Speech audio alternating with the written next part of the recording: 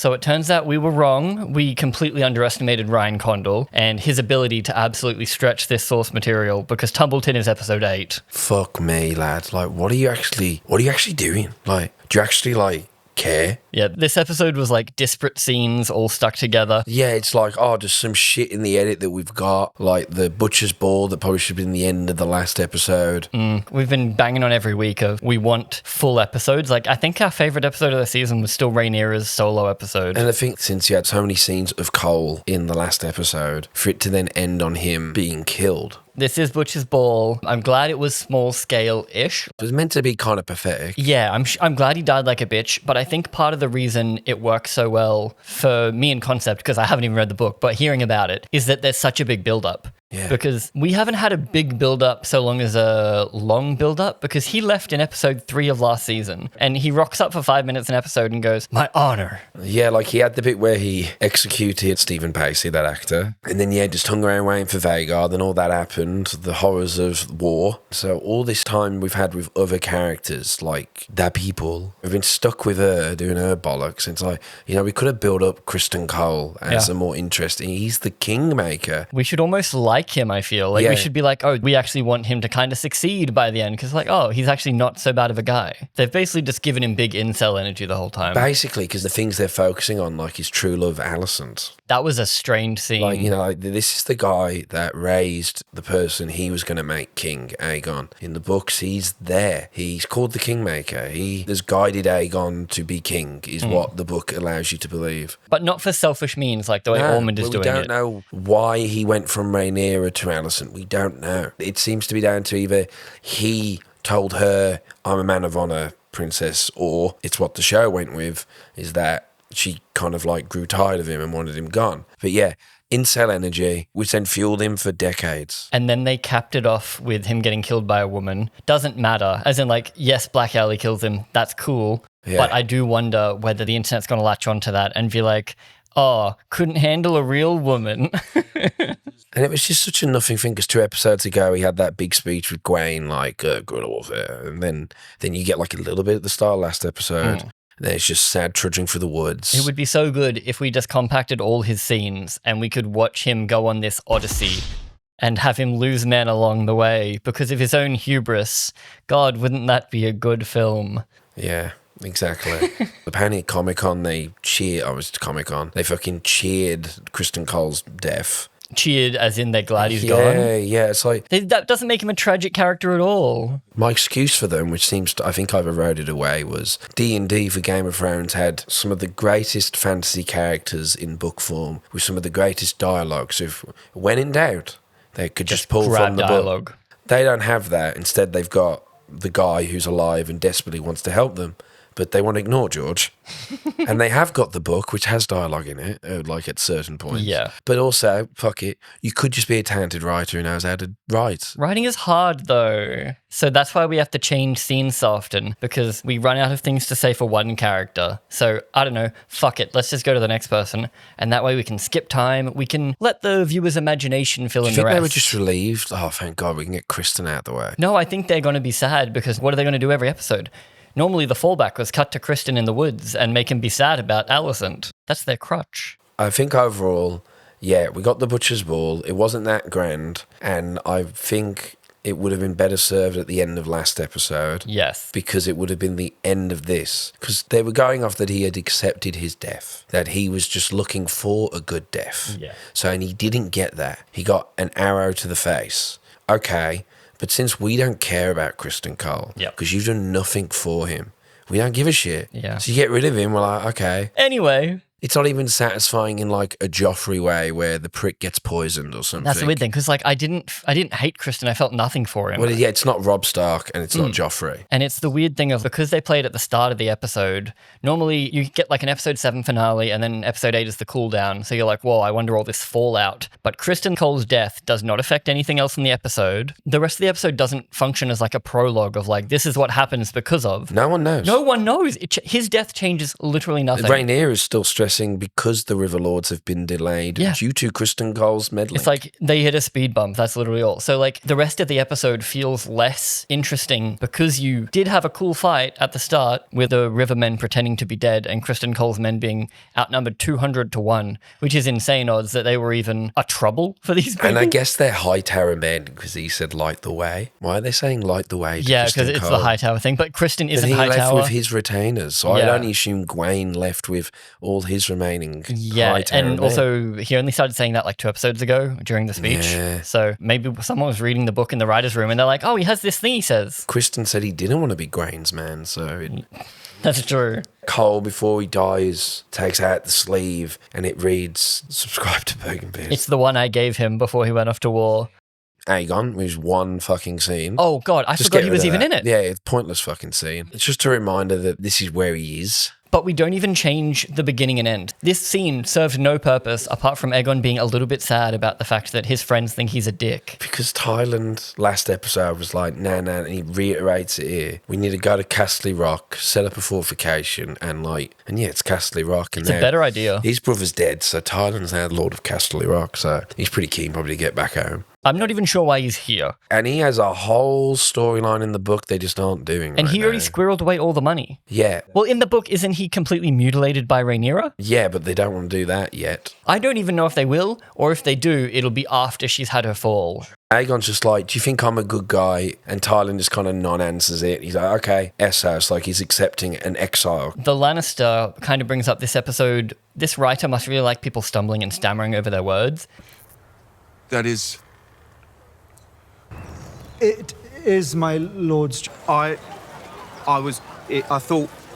It happens 3 different times. Tyland stumbles and stammers, not being able to say, like, yes, you are a bit of a dick. He's like, oh, we all have dicks inside of us. Oh, yeah, we all have moments of being an arse. Also, in the Baratheon bit, the Baratheon guy is like, oh, my lord is, I don't know where he is, but he's Dornish. And then Ulf, when he gets caught going to the tavern, he's also like, I didn't go to the tavern. And it's just a weird choice for this one writer to be like, what if everyone stumbled and stummered and All that the one. director liked it too. Yeah, it's a choice. But let's talk about someone else that barely has any screen time and doesn't matter. I'm talking about Rhaena. Rhaena rocks up for a scene and goes, oh, I tried to chase my sister's dragon. You don't see that. Off screen because budget. We can't afford to have a dragon too close this episode. This was a really budget episode, mind you. So then she gets caught by Lady Arryn, who says, I told you not to make a scene, so you go chasing on your dragon? Stop that. And then we cut, and then we don't see them again. I did like that she threw her down the moon door and she goes, it never ceases to be interesting. I like that actress. And then takes a lemon cake or something. Like,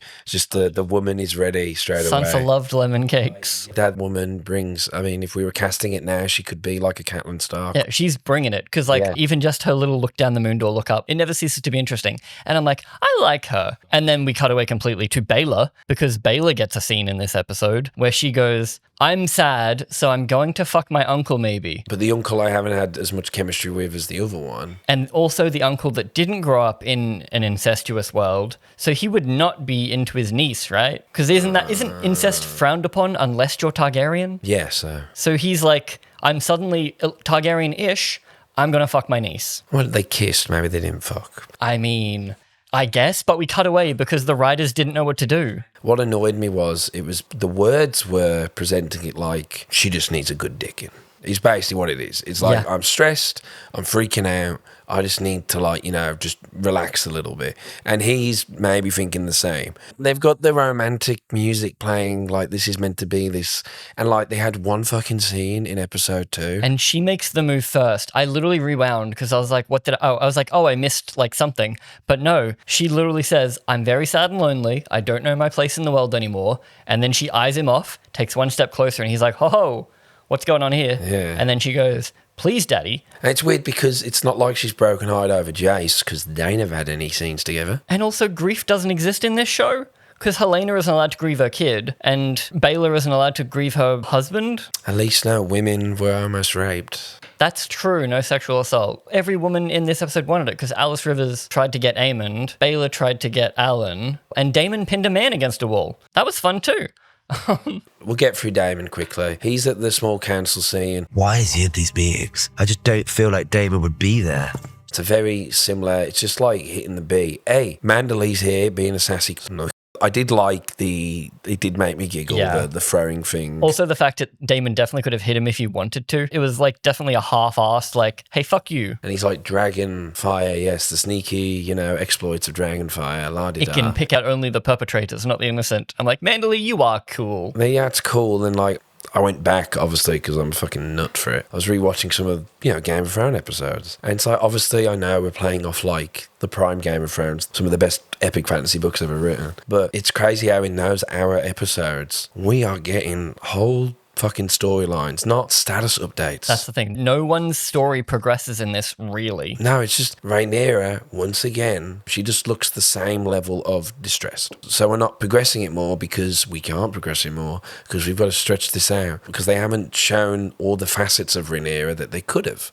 Daemon's still doing the same thing he's doing all season so far, but he's on the hunt for the guys that killed the gold cloaks, so it's kind of just capping off the end of last episode. So he goes to the place and he tries to tell those gold cloaks we can do it, but they resign. Yeah. Because they got no money, so I guess they're going to go try and get money elsewhere. That's why they say we'll literally do anything else except this because we probably won't get stabbed. But Daemon dons the worst outfit ever because his hair is very plainly and obvious. He's the only gold cloak walking around, one would down imagine. a sneaky alley. And the blue-eyed man, who is, I think, meant to be the leader of these... Faceless Men. Yeah, the Sons of the Harpies.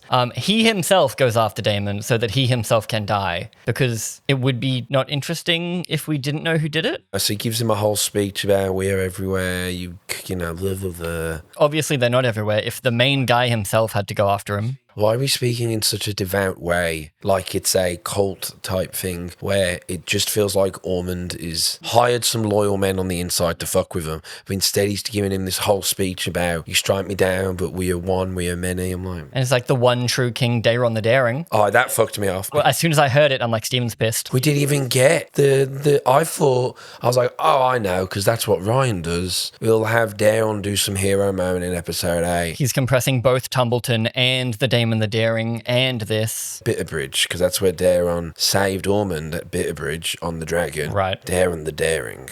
And then they go to Tumbleton, and then that's when you have Tumbleton. I was like, okay, so at least maybe in Tumbleton, Ormond will go, oh, Daeron the Daring, as part of his propaganda. Yes. Give him a cool name. Yeah, like give him a cool name, put the crown on him, make some makeshift crown, the end of episode 8. Daeron the Daring, save Tumbleton. Again, bold of you to assume he's making it out of episode 8. I won't be shocked if he's gone, because you're telling me we're going into season 4 with 3 antagonists? Crazy. So Daemon, he bumps into Ulf, who had one scene before where he's speaking with Hugh the Hammer, and it was pretty cool to see Vermithor get with because they have loads of kids. With his girlfriend. I am glad they finally got a scene where they got to talk. And they were talking like, as I've said lots of times, like they've known each other for way longer, and they might as well have just done that anyway. And that's the thing. We could have had these conversations so often and so much more if we weren't dealing with like so many other tiny disparate elements. And do you believe in that problem where he's like, oh, miss my fucking meat pies? It's like he thought he was going to be a dragon rider, he was going to be a Targaryen or a lord. So then he's pissed off that he's kind of just been, and it's true, he's been relegated to just being a watch guy. Yeah, he's lost his autonomy, which was, even though he was poor, he did have freedom. That whole thing, like, it's the monkey's paw. Yeah, that's very true, and I understand that. But then... But it doesn't make me feel anything. He bumps into Daemon, which is the coincidence of the episode, I guess. It's Flea Bottom. It's tiny, I think. Daemon basically says, like, you fucking maggot, I'll take your eyes out if you do bollocks like this again. He even tries to relate to him. He goes, like, I'm just after, like, a bit of a drink with the mates and a bit of a hangout. I mean, could he go, I know I've got to keep in the Red Keep, but could I invite some of my lads into the Red Keep? We can't discuss that. Like, that's not allowed. Like, they won't even touch on that. When he, like, said to Rhaenyra last episode, hey, I know it made it sound like his mates are asking a few pardons. I would think in order to keep your dragon rider on side, just pardon some petty crimes. Oh, Trump does it all the time. Yeah. Pow. You pardon the people that get you in power. That's presidency 101, baby. And so she's got 2 major dragon riders she wants to keep on side. So why not just do that? Also, it's a massive Anakin problem with Hugh the Hammer, where it's like Anakin grew up his whole life, didn't go save his mum, saves her the day she dies. So Hugh the Hammer has been a dragon rider for months now. Could have picked up his wife at any point, but like didn't. Yeah, and she brings that up to him. Yeah, like he could have just sent her a raven. I know that she's poor and it would have been hard, but surely the amount of times Rhaenyra was sneaking into King's Landing, you don't think one of those times she could have been like, hey, you're coming with me. I do need to talk about the Flea Bottom set. They've expanded it. It's now like 80 meters squared. It looks fucking sick. I never have any problems with the production design. It's so always good. great. They've got a latrine going down the middle. There's like open sewerage and it's flowing and like you barely see it in the shot. But like if you notice it, I'm like, that's so cool. Yeah, I think we've always said production design's always A+. They always do incredible. This place had better production value than Troy for me. Like that was so good. I'm just going to keep dropping little things in there, see if you notice. But it looked so good and it's gigantic. Like you get a full tracking shot of Daemon walking through these streets. You get the layout of like the main street of Flea Bottom and it's just nice. Later on when you've got Ormund and Gwayne looking down at Daeron and we can see it from both, even though maybe that isn't exactly it, but the fact that you believe that maybe they actually are upstairs in that set. And like when they showed the wide angle the other episode about like the front doors of the place, like it does look like a real place. And they should really just shoot more things in these places because they've built the whole Vale again. And we've been there for like 2 minutes total. They've built Flea Bottom out to be huge. Like these people must have spent so much money. And Tumbleton as well. Is like we've seen streets of Tumbleton. Yeah, they've made it so they can put like lids on each of these houses so they're functional. Insane production value, and we spend 3 minutes in it. Fucking hell. So Hugh the Hammer, as you pointed out, and I guess because Rhaenyra doesn't want to be horrible to her people, so she hasn't ordered her dragon riders to siege it. I guess you can't siege with, but you kind of could. You could just, whenever anyone was coming, you just do a strafe of fire. Yeah. Going, no. And you just stop that. You stop that now, one dragon. Yeah. Or like even just melt their front gate. Because like, yes, Dragonfire is pretty fucked up. Yeah. But you could just do like a little bit. And like he flies so close to the top of the city. They're trying to collect wood? I'll just go burn the forest. Yeah, stop letting them collect wood. They're building fortifications. Also, there's a theory out there where people are like, oh, Ormond's filling the town with wood so it goes up more in flames. Okay. He's building fortifications. Because they're not on siege, Hugh takes a tradesman cart to get in, to get to... I thought at first, because he had that talk with Ulf, and Ulf's like, it's a bit shit, eh? That he was going to go in and try and like treat with... Or like Daeron was going to bump into him or something. Right. But no, he just goes to see his wife. And the wife at first is quite pleased because she doesn't know where he went. I guess she just woke up one morning and he was gone. Yeah. Like he didn't make it clear. So when he reveals that he's a dragon rider and she goes, oh, so you just went and got a dragon. And then, as you just pointed out, you spent ages being a fucking dragon rider. You could have come and got me at any time. I had to go get abused. Oh, no, there you go. We didn't see it, but we have got mention of a woman being abused in the show. True. So there we are, to elicit sympathy. So yeah, never mind, Ryan. Fuck you. And it's all Ulf's fault because he was So there you go. Yeah, you're right. They brought up in order to elicit sympathy, a woman has been sexually abused. Yeah, this one we just didn't have to watch this one at least. We see failed ones. We hear about successful ones. Yeah. Because that's too far. That's too You can't far. show that on It's camera. like you see flaccid penis. Yes. You know. It scares them. Yeah. One of the spies sees Daemon, so we can only imagine word's going to get back to Ormond that I guess she just knows he's a dragon rider. That Daemon's being mean to his dragon riders. And or Hugh the Hammer's going to get arrested for like hanging out, like being too rough with his wife. He'll go up to see Ormond. Ormond will be like, oh, you're a dragon rider. Oh, cool. I'll give you your wife back. That's fine. All you have to do is... George didn't really go into the details of why. I know maybe we can't think up great reasons, but one guy has a weird guilt over his wife. It's both. They don't feel looked after, but the fact that Ulf's reason, I know it's not literally this.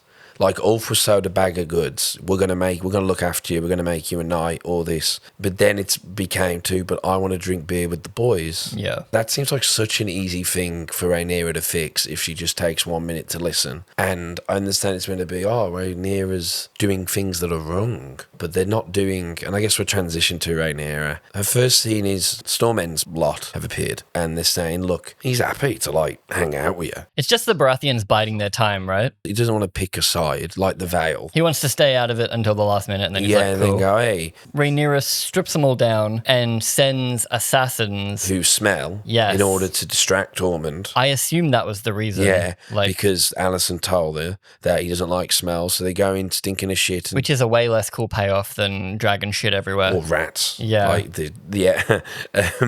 So they go in, but she didn't account for Gwayne being there, because Gwayne has somehow managed to get down there. It's because Hugh the Hammer was busy. Yeah, but the fact that he's managed to travel from the Riverlands down south past King's Landing ahead of an army that was already going that way and was ahead of him. They were ahead of him. Yeah. Yeah. So, He went round. Yeah, whatever. That's the thing. We can't be sieging the city because so many of these coinkydinks rely on in and out of the city. So if we just siege the city, then like, oh no, my script doesn't work anymore. But because Gwayne's there, and Gwayne will never forget a hot guy. He's the queen that never was. As ever, the Greens are saving, Ormond in particular is saving this. But anyway, Gwayne picks up that isn't who he says he is. So he has then Orphan-Maker finally gets used. They take down like 5 guys. So these Yeah. assassins are terrible assassins. Yeah, I was thinking that too. And then it's like Austin Powers, like named character versus extra. They're so the very power is true. different. Yeah, because like they get slaughtered. Like, again, worst assassins. So maybe they were the Faceless Men? You haven't even got a name tag, just lie down. So that fails on Rhaenyra's part. It was a desperate gambit on her part. Honestly, could have won. We'll get into the specifics of that scene because it's Yeah, great. 'cause it's And got we'll try and Ormond in end it. on a positive. Well, before we get into the 2 negatives, actually. Rhaenyra has multiple chats with Alicent because Alicent is her bestie. They're all going through the motions. They keep telling each other the same things. Alicent even brings up the previous conversation about, oh, the crown's made you a bitch. You used to be my best friend, but now you suck because you are locking my pregnant daughter up who's a threat to your throne in the tower. Also, my daughter is crazy. Please let her out. Oh, by the way, I know where Aemond is. I'm going to tell you this before I even negotiate the situation. Oh, and even before that, the first thing she says to her is Helena is pregnant because we see Alicent in this episode at the beginning because last episode They got it trapped ends with them getting in the trapped back in the wall. rooms, yeah. The back rooms. And this episode, the first thing we see is, oh, Alicent's fine. It's such a Doctor Who classic finale. It's just stupid. It is. But Alicent is stupid as well and also hates all of her kids except Helena, hates all of her grandchildren because, like, fuck everyone except Helena, I guess. She sees that Elena has knitted or crocheted Aemond in Harrenhal. And she suddenly is on board with the dreaming. I get Rhaenyra being like, oh, she's a dreamer. That makes Because she complete sense. wants prophecy bollocks. But also, Helena's been insane her whole life. And no one's ever paid attention. Yeah. Particularly her prophecy-interested father. Yeah, and her prophecy-driven sister. So, like, what? It's almost like we had to reveal this when it was convenient for the rights. Because Oh, everyone's man. jokingly been saying, you really think they'd pay attention to this? Yeah. Because she even says Daenerys the Dreamer, who in the Targaryen stories dreamt of the end of Valyria, and that's why they went to Dragonstone. And then if Aegon had his Conqueror's dream, this whole family has got 2 very important dreamers. Yep. And then obviously Daemon reiterates the dreams. And this isn't Knights of the Seven Kingdom, which is like forwards in time where there's less magic. Well, good. Right now we're in like prime magic time. Peak of the Dragons. This yeah. is what we believe in right now. Yeah. So it's like, it doesn't even work in world. Yeah. Rhaenyra says, if you kill your son Oh. that you love and that you almost stabbed me over that one time, if you kill your son, you're back on my good side. I'm going to send you alone because I trust you. And Aemond isn't going to be the least bit suspicious. That conversation opened with Alicent being like, oh, by the way, I've been lying to you. Helena's pregnant. Also, that completely invalidates last episode where Alicent and the White Worm were running around whispering to each other because like, oh, we can't tell Rhaenyra. I knew that Rhaenyra would immediately find out, and she fucking did. She goes to the White Worm, did you suspect this? And she goes, no, because No, it's you're like, good. technically I suspected Alicent was pregnant. Accent was different. Rhaenyra does what else this episode? She holds court for a bit, and everyone's having a bitch in the moan. Somebody get these beggars out of here! And all she's doing is going, hey, don't talk to me. I'm just the queen. Talk to the guy who I put in charge of that, who isn't here. And doesn't seem to be available at all. We'd love to see a scene of Manderley dealing with this. And I know it's meant to be that Rhaenyra is far too obsessed with personal issues. Yeah, she just wants to secure her rule. So she really wants Tumbleton fixed and she wants Aemond gone. She's a walking contradiction because she keeps talking about Tumbleton, but isn't willing to do anything about Tumbleton. Yeah. Yes, she finally does do at least something. She at least finally tries to do something. But that should mean that she's now able to focus on other things. She doesn't focus on the small folk. Everyone's bitching and moaning. She cuts herself on the throne, which is the big deal because that's how her daddy died. And like, if you're unfit to rule, you cut yourself. Which I know some people who are team black, like this is real life. And there's people who are team green, like this is real. So they will be very annoyed to learn that she got literally spurned by the throne, I am sure. Oh, is it not? Well, she does bleed when she first sits the throne. I'm bleeding. And it was meant to be seen as a bad omen. Oh, this wasn't even the first time, though. Yeah, That's I know. lame. Legend has it that as she left the hall later, Blood trickled down her legs and hands, proving the Iron Throne had spurned her. nonsense. It's a chair made of steel blades. Rhaenyra had wanted it all her life and had sacrificed 2 sons for it. She likely gripped the damn thing too tight. That makes sense. Yeah, and again, should have been her first time on the throne. It's meant to be that she's spiraling. Oh, it's the exact same cut as her dad. Yes. And I was then, when the behind the scenes, they were talking about it like, now she's going to rot like her dad did. Like, they literally are saying that. And she's like, oh, and because her dad wasn't very open about why he was suffering. I'm like, really? We're going to have it be now on top of everything else? She's going to have like a dull finger? And I don't think she had a Band-Aid on it in the next scene with Alicent. True. It's just so slow and drawn out, doesn't mean anything to me anymore. It doesn't actually matter, does it, guys? Oh, and her sitting by, remember, she's not dealing with the one son she's got. We get like one scene with her son that I keep forgetting she has. That she should be grooming for Who's king. the heir to the throne? He should be the cupbearer, at least, in the council room so we can see how... Yeah, if we've learnt anything, that's what we should be doing. But I guess she's meant to be But, repeating you the know, sins of the father. I guess they're just telling the audience, don't worry about him. Yeah, generational grief and shit like that. Generational trauma. So, Aemond, it's revealed that Dreamfire, those 5 dragon eggs... Eggs ex machina. Is this because I remember last season when her 2 boys get sent off with a bunch of eggs? Yes, everyone was like, oh, they must be the eggs that are for Daenerys. Yeah, everyone was really angry at that for some reason. I can't Yeah. remember why. So is this them overcorrecting and being like, oh, by the way, I've been keeping these eggs around? I honestly don't care. Shouldn't she have showed Daemon that? She liked Daemon. That would have helped get him on side. And then they try and cover up why aren't you killing me to become Lord of... I thought that was funny. And then what's her reason? Like, what flabby reason is there? Claimed Rhaenyra's bounty. There are many things I could have done to you. Basically, we're going to have kids, you're going to hatch dragons. Yeah, they do the symbolic, this is our baby, we're like pressed together. That's a long plan. Yes, that is, please stay with me for the next 9 months. Although wizard, She might, manufacturally grow them more, she I might guess. be like, oh, I'm pregnant, 9 months happened Shadow in 2 baby, days. I don't know. But yeah. We've done that weird shit before. We've done that. I'd be okay with that, to be honest. But it's also like Aemond has just spent another episode in this castle. So like, sure, he's not doing visions the whole time. I'd take a vision at this point. Mate, in the next week on, you see him swinging the sword in the bedroom They've again. been teasing the shadow sword play for weeks now. We just aren't seeing It's all we have of him. It's the only footage It's like we they have of keep Aemond. showing it in next week and he's never there. Yeah, that's because he's on pause till next season. Same with Aegon. Because he basically has one thing left to do. Yeah, and he needs to be nearby. Yeah. But why didn't they just have the balls and go, you know what, we're going to have 2 episodes of Aemond. Oh, that's my whole problem with the show. Have some fucking balls. You did for episode 3. So imagine if you had some balls and did a Criston episode or a Daeron episode. Although he is one step above Aegon's portion of this episode because he at least does get to talk about stuff. It at least moves their relationship forward, Yeah. but it's probably going to all happen in a time skip anyway because like if we need them to fall in love, He just agrees to stay with Alice. but not for any good reason. No, just to have dragons and yeah.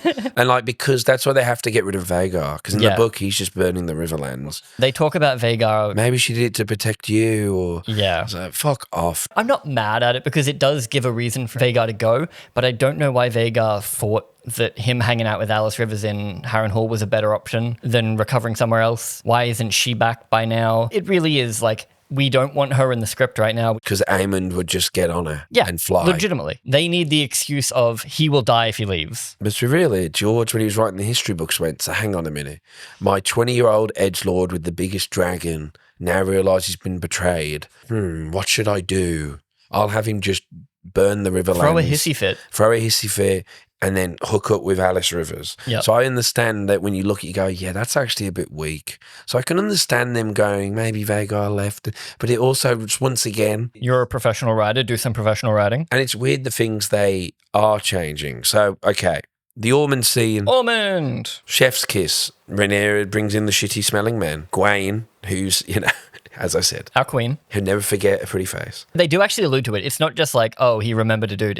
There's the literal line from Ormond of, I'm sure you found solace in your men. Yeah. Does Gwayne show off any... Him and Criston had a bromance of it. When they get there, he's a bit disturbed to see that Daeron's like playing into him. Yes. And then Daeron goes, well, mate, you left me with him. I've got to play into his bollocks. I love that, because my question last time was like, why isn't he more crazy? Gwayne was really his big brother. Gwayne dad. and Ormond were kind of like devil and angel on his shoulders for his whole life, so he actually is somewhere in the middle. Yeah. Obviously good because his mother was good and like... leaning more towards, and like he asks after his mum. Like he genuinely gives a shit. He wants to know. Yeah, but you know who doesn't give a shit about him? His mum. His mum would fucking step on him. His mum would stab him in the fucking eye. Anything for to save Helena. and Ray. I like that they've made it Helena, because I guess they did think it was, because last season it really did just feel like she was doing it for the love of Rhaenyra. So they're like, oh no, she's doing it for Helena. Yeah, so it's still about her kids, I swear. They come, the fake The knights. possibly faceless men. Yeah, whatever. And then they fail.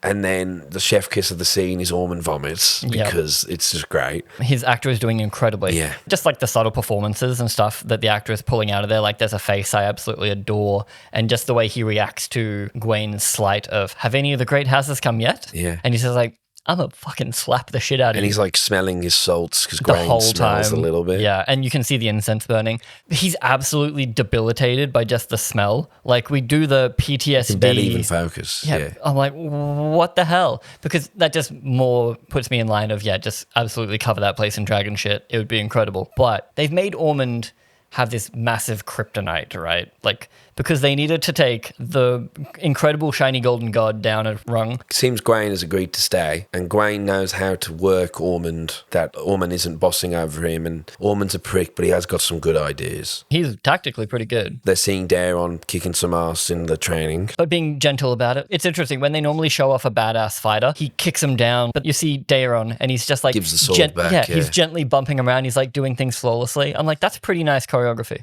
And he says, he would make a good king, but I doubt it's going to get to that, because you just want to be king. It makes up for the fact that we've only just met Ormond, and it does speak to the strengths of, I don't know what it is, if it's the acting or just, as we've said before, when Ryan or whoever's in charge of writing doesn't have to care about what this represents. I think it's accidentally, whenever they get to do a bad guy, they let them play too much. Like, we loved Daemon constantly. And Aegon last season had some fun time. Yeah. They explored him quite well. Giving your characters flaws is what makes them interesting. Particularly in Game of Thrones. Like, that's the whole kind of sell of it. So when you take them all away, it's like, what are we doing? What was the second thing that made you really angry? Oh, Corlys. That's right. We end on Corlys. Two things that are insane. Obviously, Alicent being sent to kill her son is fucking wild. I audibly went, I scared the dog. I went, what the fuck are we doing? Like, what are we doing? Like, what are we actually doing here? Can we get Ira Parker in here, please? And then Corlys is off killing these triarchy.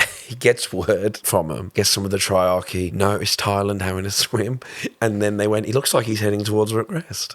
I don't like, fuck off. Yeah. That is so fucking lazy. And also dumb because we already know that. How's Team Black going to know Tyland's still going? Exactly. They could have taken any route and they chose, all right, a pirate that was nearby saw Tyland get out of the water in full armor, take off full armor, then head towards Rook's Rest. He couldn't have been going past Rook's Rest to go to fucking Casterly Rock. We were already saying it's weird that he's there. He went there thinking there's a green host there. Yes, true. He might have thought Cole was still there. Yeah, I might at least garrison there. Yeah. But then he finds the king and is like, oh, the king. It's like Bruce Wayne in Dark Knight Rises. We just avoid how he got back in. But then to have it be that, like, the triarchy people saw him doing what? Because he's the rich boy. So he would have had to have someone with him, but he was in armor, so he didn't have cash on him. But whatever. Corlys, wherever the fuck he is. Alan finds him. Alyn has a word with him. Basically, we ran out of City Watch guys. They killed all of ours. Yes, Can we could have you yours? come on back? So they're there, they do it. He goes, you know what, it's time for me to return. And then Orphan-Maker rocks up and we get the sense they're killing his men and then we don't get a confirmed kill. Possible spoiler, in the trailer we have a funeral procession, which is funny that they put that in the trailer and people picked up on it in like a second Yeah, because flat. I was hitting Huff and Cope and going, no, it's a late Jace funeral. And I thought maybe because Ormund speaks highly of Corlys, maybe he wanted to capture him to try and like get info out of him, or maybe that's all I'm doing right now. Yeah. That's all I can cope because I feel like they wouldn't pull the punch, and if they were going to kill him, we would have seen it. But next episode is now built up to Tumbleton, so he might still die. It's just I was there going, what are we even doing anymore? Yeah, we have to drag next episode out, so we're ending on Tumbleton because we are not doing a fight next episode. We're having another one of this. Yeah, we're not having Tumbleton. Also bold of anyone to ever assume that there was going to be 2 Tumbletons. You all tell me I'm talking out my ass saying they're going to mix 2 things together when the show's like either throwing things in the bin or like blending it together. They'll make Alicent go and kill Aemond, but they'll keep 2 Tumbletons Yeah, of for the course. sanctity of the, respect to the Sacred swordsmith. Episode 8. Which is also weird because we never do fights in episode 8. Is that because the first 2 were last season? It's so annoying because when they do a fight, they're pretty fucking good. The Criston Cole Morningstar stuff was cool. Yeah. Again, even though it felt small scale because it was one guy in a field with like 20 other people. Also, when he calls out to Roddy the Ruin and he's like, we'll take some of you with us. It's like, Cole, you have 20 guys. You're not doing shit. It was annoying because when they had Roddy the Ruin say one thing, I'm like, God, that's so cool, that actor. Like, imagine having that actor being that good at that role and doing fuck all with him. He's got 1 episode to get to Tumbleton, so we'll get a bit more of him at least. Yeah, because now this problem's done. Yeah. It's like when you're playing a game and you can't fast travel when enemies are around. He's killed the enemies, so the red meter's down. He can fast travel because enemies aren't around now. Yeah. I guess Tabitha Frey managed that, The acting's fine, sets are great, but we are really stretching this out. This could have been 3 very good seasons. Yeah. And I know, whatever, but this is, and we'll say it again, this is a 6-episode season. And I think that's why we've crammed Tumbleton to episode 8. Put the spoiler banner up. We're going to have the betrayal now.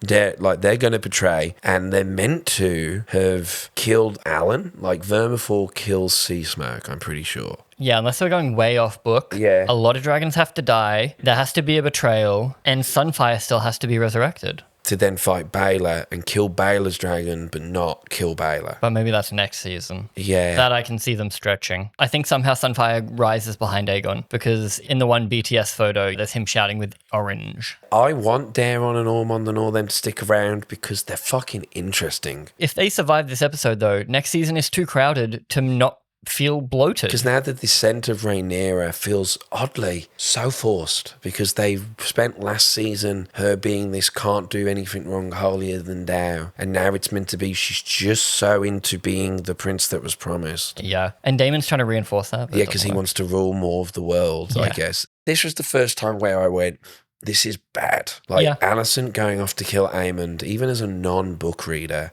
you've got to, for some people, you got to think that's really fucking stupid. Well, her whole thing was, I will save my kids. What are you actually going to do next episode with Alicent and Aemond? Because Aemond's not going to go. Alicent isn't going to kill Aemond. So she's just going to leave, isn't she? And go back to the Red Keep, Faria. She's got to go back because Helena's there. She can't go without her. So what are we doing? Yeah, we're wasting time. We're just stretching. Yeah. Just have Alicent not... If you can't do anything with her, just have her not be there.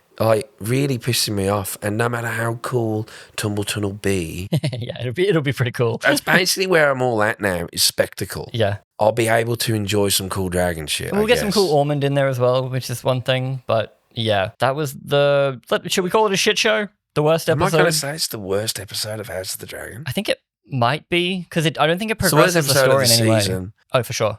It doesn't progress the story for me in any real way. So I agree, worst episode. But what did you think? I'm trying to stretch out my words like the show did. Let us know down below. If they had Benjicott Blackwood, I would have forgiven them for everything.